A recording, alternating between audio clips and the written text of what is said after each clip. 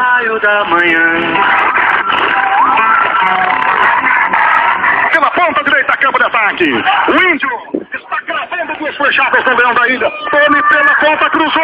Atravessou, tirou pro gol.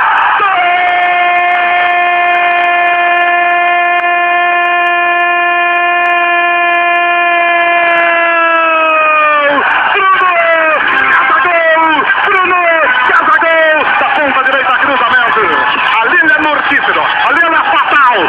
Olhou pro goleiro, tocou do lado do fundo da rede. O Eduardo Martini nem viu. E a Chapecoense escreve no placar. A marca dos 43-40 passa a primeira de partida. Chapecoense, o Índio faz 3-1 em cima do Leão da Ilha. Gosto muito de te ver, leãozinho, caminhando sob o sol. Levantou fechado pra boca do gol, Bruno Casarini, tirou pro gol.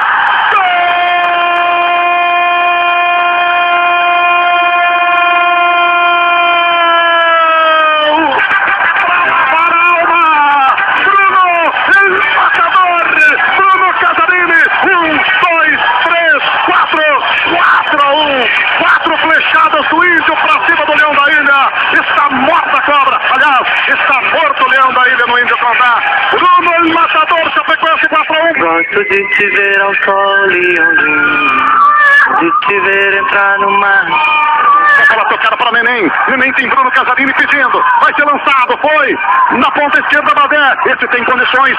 Na linha de fundo pode tirar o cruzamento. Olha o quinto gol nascendo. Badé limpou, vai marcar, tocou pro gol. Gol!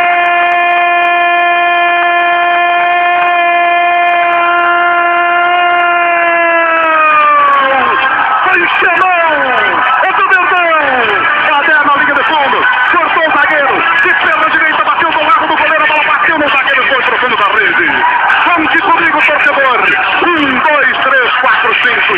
1, 2, 3, 4, 5. Badé também deixou dele. 42 minutos. No apagar das luzes, praticamente no Regional Índio Condá. Chapecoense 5-1 no Havaí. Cadê o time da Série A do Campeonato Brasileiro? Gosto muito de você, leãozinho, para desentristecer, leãozinho. O Leão da Ilha vai voltar pra casa como se fora um gatinho de madame. Vieram de avião e vão voltar de reboque.